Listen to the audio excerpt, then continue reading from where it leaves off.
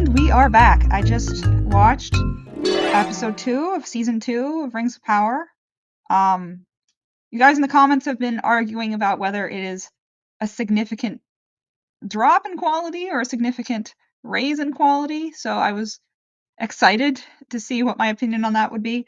And I stand by that the discrepancy is still rooted in, I think, structurally, the show is getting better as a story, and as a Tolkien adaptation, it is struggling. Like, I think flow wise, this so far this season has been stronger than season 1, just in how scenes flow into the next. Even with the Stranger and Nori things, the things that are as far removed from the rest of the plot as possible, and consistently breaks the flow of the rest of the episode. They make an attempt this episode to make that flow more natural. There's this one shot. Middle Earth and blinds us all. See that like before it blinds us all, and then you see a blinding sun. That is the most effort they have ever put into trying to make these two stories flow in any reasonable way. I appreciate the attempt. It wasn't a great flow, but it was an attempt. That's new. And I appreciate that. The Nori scenes are well, something is happening. So there's a point in favor of that the plot is finally moving in a direction. Uh, it's still a lot of wandering in the desert. We've introduced this new wizard character. At least it appears to be they're the ones behind the antagonists of that plot in season 1. I've heard people suggesting this is Saruman. I very much hope it's not. I mean, Saruman canonically did spend some time in the East, but at this point in his life, he should not be on the side of Sauron. Um, and this person here explicitly said that they were here to welcome Sauron. So this is supposed to be like Sauron's side of the conflict, right? Saruman is very much an opponent of Sauron at this point in the story. It would be an massive disservice to his character to have him be villainous now, long before his fall from grace, like thousands of years before his fall from grace. So it's possible this is one of the blue wizards. Um, there are two of them. I have been hoping that the stranger is a blue wizard. This could also be like the other blue wizard, or the stranger could be Gandalf, which I hope not, and this be a blue wizard, or it could be none of these things. I don't know. This part of the story it doesn't feel like Tolkien. It's very different. It has a very different aesthetic, different to us, and on a certain level, I like that just because the story isn't really very Tolkien to begin with. So, like, committing to that fact is almost helpful. I'm not crazy about it. Like, they're explaining, oh, we need to stop. We don't really know the position of these antagonists. We don't know why they care about the stranger or what they're doing. It feels like a different show. It's not connected in any way for it. It just feels like a different thing. If this didn't have Tolkien's name on it, I like would enjoy it as this kind of fun fantasy show. Like these parts of it's like, oh, these like wizards and whatnot. Oh, cool, interesting. But as a Tolkien adaptation, it's very weird. Um, but on one level, I was asking for this, so I acknowledge that I was asking for them to just go off in their own direction because they're not good at adapting Tolkien, so you might as well do that. So in some ways, I asked for this, and I acknowledge that. So their story ended with them being blown away and separated from the stranger. It's just so that they'll be separated for the next episode. I don't have much comment on it. This part of the story struggles a bit with momentum just because we're not quite sure what our goals are in this. Like, we know that they're going east to find out stuff about the stranger, but like what the stakes are of like what if they fail or what if they aren't very clear. This is like if we were watching the Fellowship of the Ring go travel to Mordor to destroy the ring without us knowing that destroying the ring was the goal. So that kind of takes the tension out of the journey, and I think it little struggles with having momentum because of that. So these are the dwarves. The dwarves, they are helped a lot by the actors. Have a lot are saying they emote better than a lot of other people in the show. they actually try to have these characters have relationships.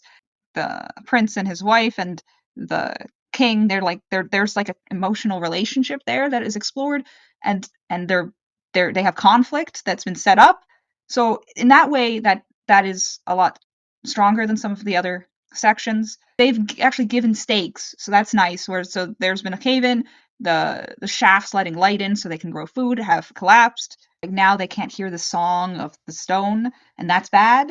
So that has drama, and that I think is going to actually tie in with the rest of the story because they're going to, I guess, need the dwarven rings or something. So they're I think that the Celebrimbor and the dwarven plot are actually going to connect now. So that's just exciting because I think the more disparate the having plots that are all disparate is really damaging the flow of the story. So they do some singing and all that. Oh my god, they called their singers stone singers, and I was so annoyed. This is a very personal gripe, but like in my own work, there are stone singers. Bone song. I felt a little twinge of annoyance. You're like, you stole my thing. How dare you? But you know, people think alike. This is not shocking. Anyway, I like the stone song stuff just because I find that interesting. I think I do it better though. Elrond and Galadriel. Okay, I have to first. So Galadriel has this dream sequence that where's Galadriel's dream? Yeah, she has a dream sequence about Celebrimbor dying. I'm not going to comment on this because I think that would be spoilers for people who are not familiar with the source material. I will say I freaking love Galadriel's hair in this episode. I think it looks so pretty. As this has nothing to do with anything. This is not this this is not anything to do with story or the Silmarillion or writing or whatever. I think her hair looks cool in this episode. It's really pretty. Um, but that's all I have to say on that. It's just it's gorgeous. Every time I got a shot of the back of her head or the side of her head, I was like, oh, that's nice. Back to what are we doing? Okay, then Gilgalad kind of dismisses her freers, but also so Gilgalad. They've been really using Gilgalad this season and next season as almost like a belligerent boss, or like he's always on like the bad side of the argument, at least from the writer's perspective. And I feel like that's a disservice. They're really doing a disservice to Gilgalad. Gilgalad, for the record, is many people's favorite character. People love Gilgalad. And they really turned him into this very like unlikable leader that is always like on is always arguing, always like he's not very likable. I mean neither is Galadriel, but I've already discussed that at length. But I think the way they're choosing to use Gilgalad as a kind of a plot device, he's always the one doing a decision that the writers are writing as bad, and I think that's a shame because Gilgalad is a very well liked character. But anyway, they talk about like they're seeing visions now that they have the rings, and she thinks that Sauron is in Eregion with Celebrimbor, and she's right because of course she's right.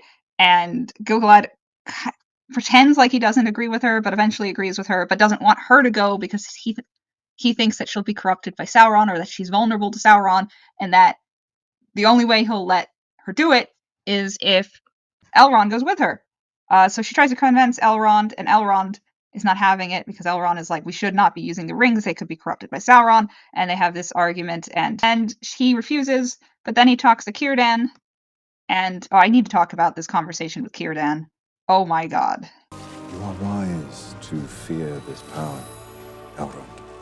But do not let that fear blind you to the ways it can be used for good.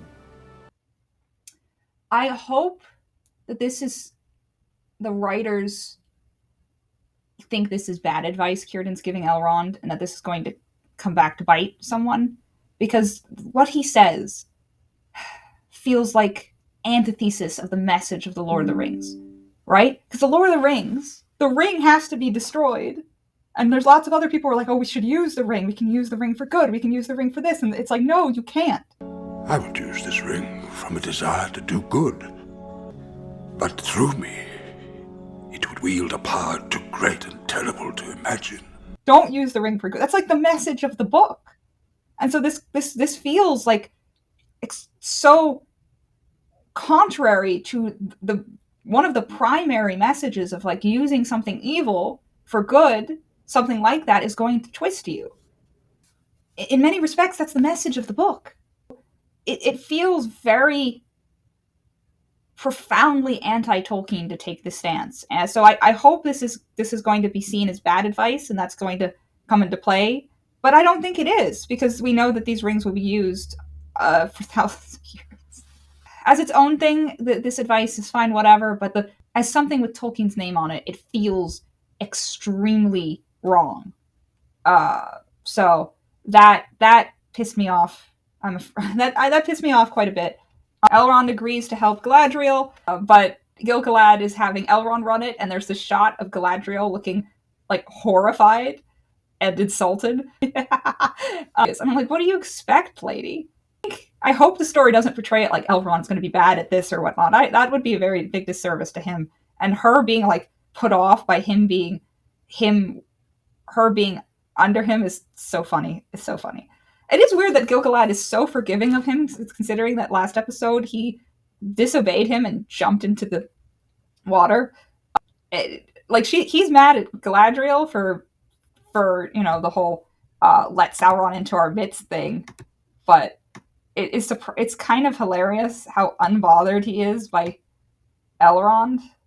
It doesn't feel consistent. This is why I feel like this whole subplot of him stealing the rings this last episode was terrible, because it really undermines Gil-galad and Elrond's relationship when it's kind of necessary for this to function.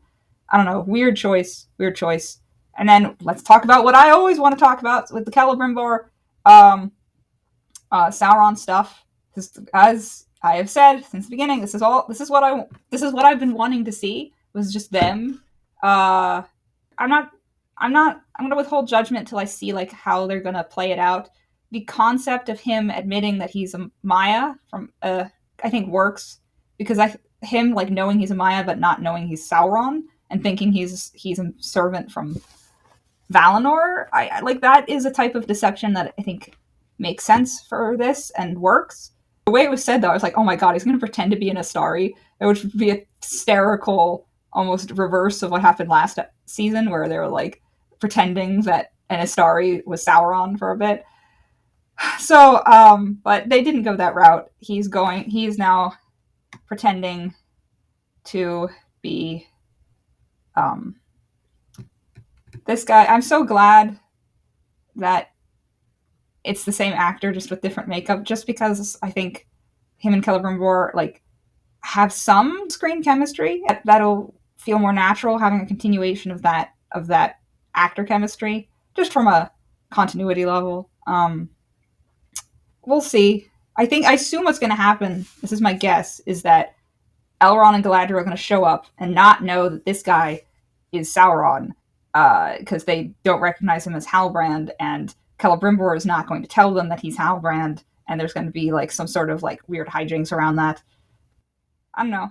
I see that they took my, and I suspect a lot of other people's, advice to heart and decided to make Sauron's help feel more mystical and divine, and like so I think they're cutting out the talk of alloys and focusing on like spiritual knowledge of the gods, and they're going to go that direction, which I think will be better. I think that is the direction that you should go. So that's what I'm feeling about that. And it ended on Celebrimbor sending a message to the dwarves, probably to make the 7 dwarven rings. I guess that's what's going to be this season, is 7 dwarven. Is going to be the 7 dwarven rings. I don't know. It has a lot of the same problems. I feel like it's not quite as structure and plot wise. It flows a little better than season 1. I still stand by that. It's hard to judge the direction the story's taking right now. It's just, there's a lot of things that are like, not sure that's going to work. But it's not the worst thing in television. See you on the next one, I guess.